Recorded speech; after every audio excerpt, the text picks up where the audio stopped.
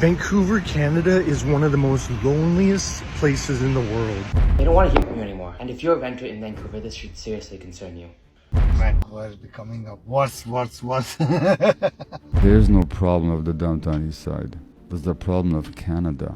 Fuck you, Trudeau. You're a fucking piece of shit for letting all these people in. We're fucking homeless out here. This guy's wrapped in a trash can right here. I mean, this scene is... you can't, how do you breathe? Leave my apartment and there's a man with full frontal dick out. He totally saw me, then whipped it out, then starts peeing everywhere. You ever wonder why a lot of homeless people choose to live on the streets instead of living in shelters?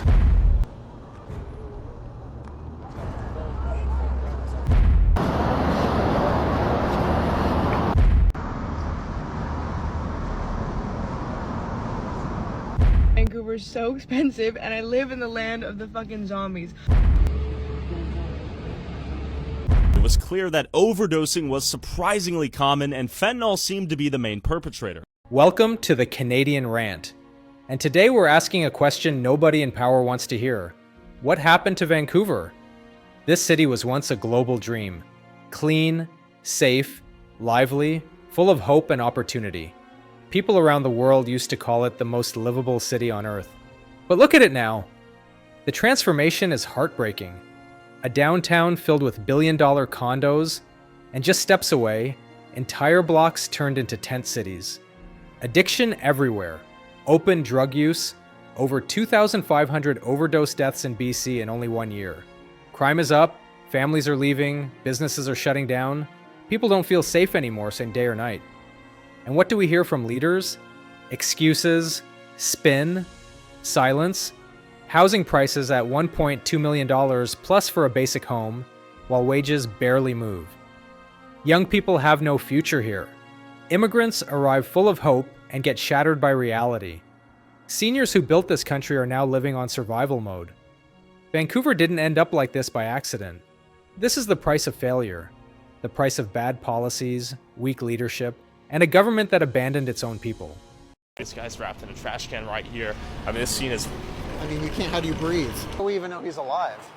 Yeah, do you want to check in on him? He might need some Narcan or something, I mean... I was worried about you. You're in a trash bag. Okay, just check on you, brother. You doing okay? All right, you take care, brother.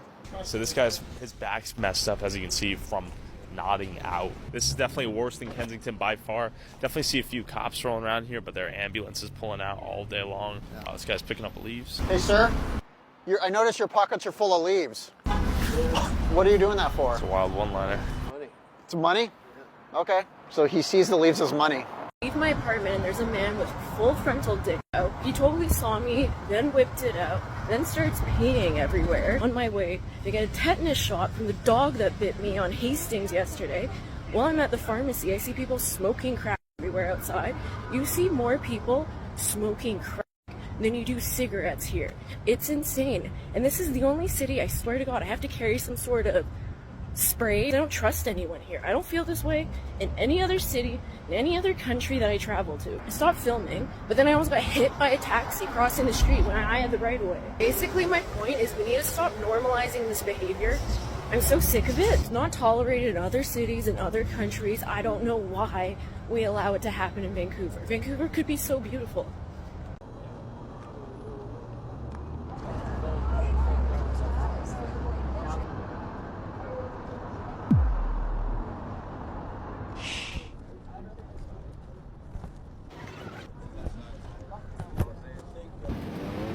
I hate it here. I hate it here so much. I pay $1 million for rent. Vancouver's so expensive and I live in the land of the fucking zombies. I'm coming from spin class.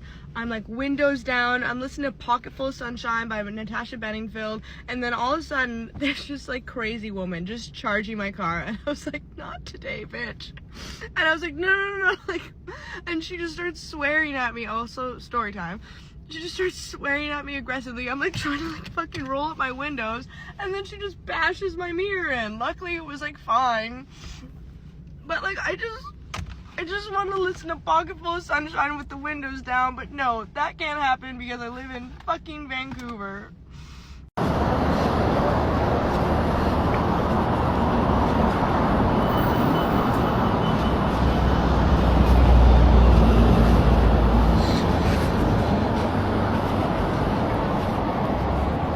fuck you, Trudeau. You're a fucking piece of shit for letting all these people in. We're fucking homeless out here. Well, you gave all them jobs and fucking my homes and everything. Well, we live here.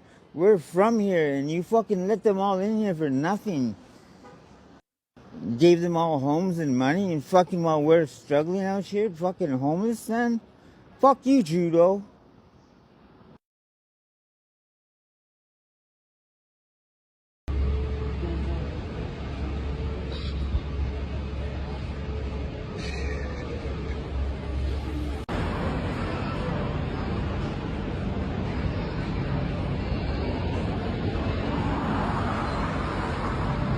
You ever wonder why a lot of homeless people choose to live on the streets instead of living in shelters? Well, it's because the living conditions inside of a lot of these shelters, also known as SROs or single room occupancy units, are abysmal. We're talking bedbug infested, cockroach infested, and rat infested. On top of that, the type of people who live in these buildings are often suffering from severe mental health disorders and surrounded by drug dealers that are actively pushing drugs on them, even if they're trying to get sober. The system that the city of Vancouver, the province of British Columbia, and Canada as a whole has set up to help people who are in active addiction who are homeless is just not working. Because nobody wants to live in a place where they have bugs crawling on them and crazy people trying to attack them.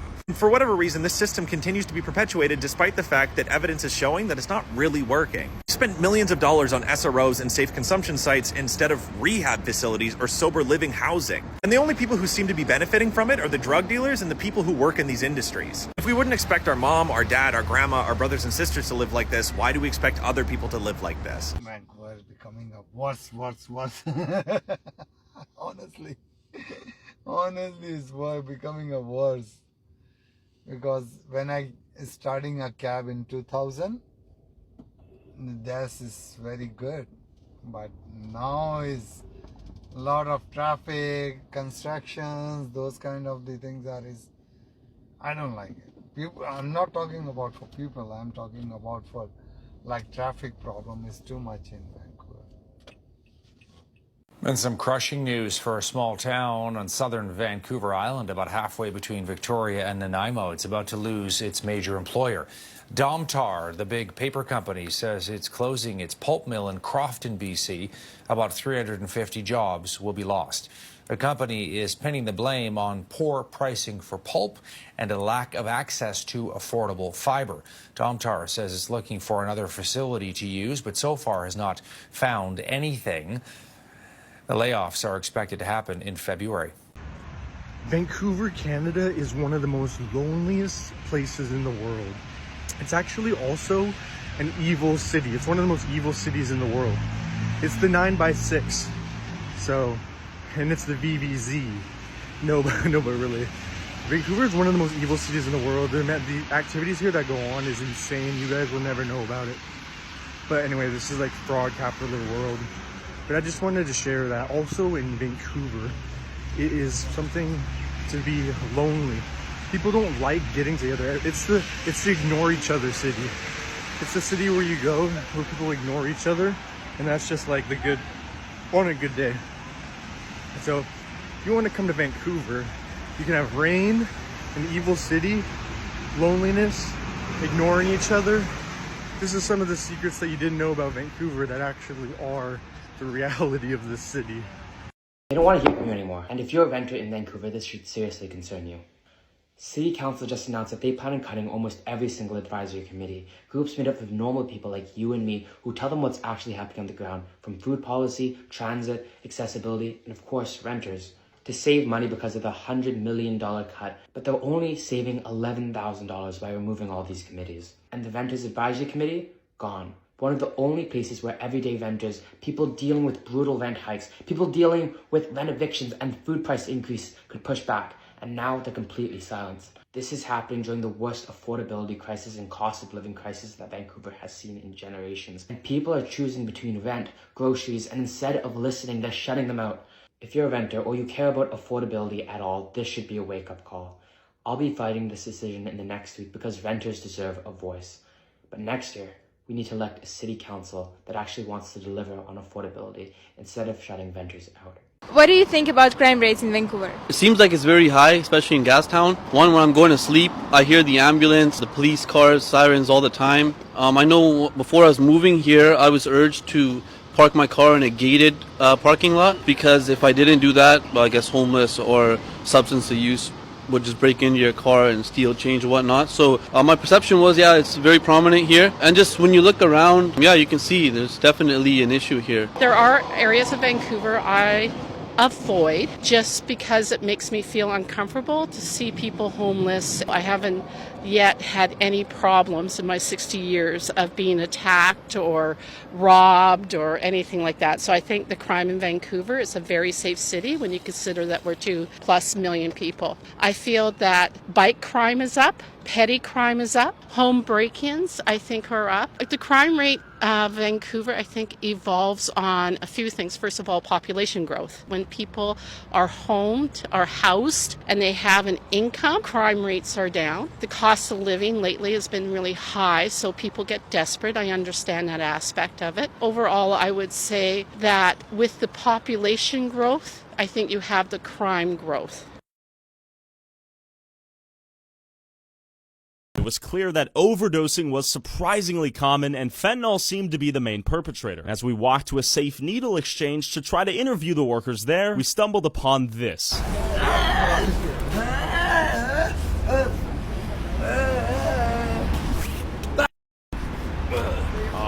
This is where they're handing out harm reduction needle supplies and whatnot. Narcan right here. I think it's probably good to have on hand, actually. Safe injection, we have syringes and stuff. Narcan. We're just wondering if we could hear your opinion on what's going on out here in Vancouver. This very second is not a great time. Okay, got it. Should we get out of here? No, it's just I've got somebody who's just OD'd outside. Okay. Oh, so that's an overdose. Okay. That is what a methamphetamine with sleep exhaustion overdose looks like. Meth overdose in real time right now. Ambulance is probably coming for him. You look at Dana doing his thing. So, this is complete chaos. Yeah, and this is an active overdose in real time right there. We are completely surrounded by active users. Yeah, in fact, you're right. Places like Insight are the ones that single-handedly ruined the city of Vancouver. It just could not have been anything else. But you're right in the sense that getting rid of things like harm reduction supplies or safe injection sites will work in improving Vancouver, or at least the aesthetics of Vancouver, by killing these people off. Because, yeah, let's be honest, it looks like the number of overdoses and the deaths are not going down, even with all these efforts in safety measures. But then, what would it actually mean to now suddenly take those away? That would mean, for example, a person who has OD'd now has an even higher chance of dying because now you need to wait for the paramedics to arrive and actually take this person to the hospital, rather than if someone were to have a readily available naloxone kit to help revive that person right then and there. The human body can only go so long without oxygen. It would mean people who are very deeply into using will once again go back to using contaminated water and contaminated needles, which means the rates of diseases like HIV and HCV will skyrocket. And by the way, that will also cost money too. Okay? I used to work for a nonprofit with HIV positive clients. And they're lucky Canada has subsidized healthcare, because otherwise a week's worth of HIV medication is 10 grand. But that'll cost us too, just saying. But let's say for whatever reason they don't have access to healthcare, then they're gonna die. HCV is a liver infection. HIV will cause AIDS, and you will die if not treated. So there you go. I said the quiet part out loud. Getting rid of any sort of safety measures for people who use, yeah, they'll improve the city because people like that won't exist anymore. Or at least their numbers will drastically decrease. And I feel like unfortunately, that is what a lot of people secretly hope for. Because they don't want to take a look at what's going on in places like East Hastings, for example. What happened to Vancouver? Once one of the most livable cities in the world, now a hollowed out wasteland of addiction, tent cities, rampant crime, and unaffordable housing. Over 2,500 deaths just last year from drug overdoses. Average home prices over $1.2 million. Open drug use everywhere in the downtown core. This is the cost of failed leadership. There's no problem of the downtown east side. There's the problem of Canada. I mean, the Vancouver downtown east side actually has more services than anywhere else in North America and better services, but we're still having an epidemic of overdoses. More people die of overdose in this province than died of COVID. And everybody's talking about COVID. Where's all the social concern about these deaths? When I worked in the downtown east side, as I mentioned, 30% of my clients were First Nation. They didn't rise from the ground, sprouted from the downtown east side. They came from all the suffering communities throughout Canada that have been blighted by colonialism and sexual abuse and physical abuse at the hands of church authorities. But it's not that the problem began in the downtown east side. It began from all these other places where they had to escape from. That's how I would explain it. Don't touch me! A troubling new report warns of rising homelessness in BC's biggest city. According to the Carnegie Housing Project, unless the government builds more low-income housing, Vancouver's homeless population could rise to 4,700 by 2030. Right now, there's about 3,150 unhoused individuals in Vancouver. The report drew attention to Vancouver's growing loss of single-occupancy rentals. It also showed that Vancouver's downtown east side is one of Canada's poorest postal codes. For breaking news and the latest updates, be sure to like and follow us at Today in BC.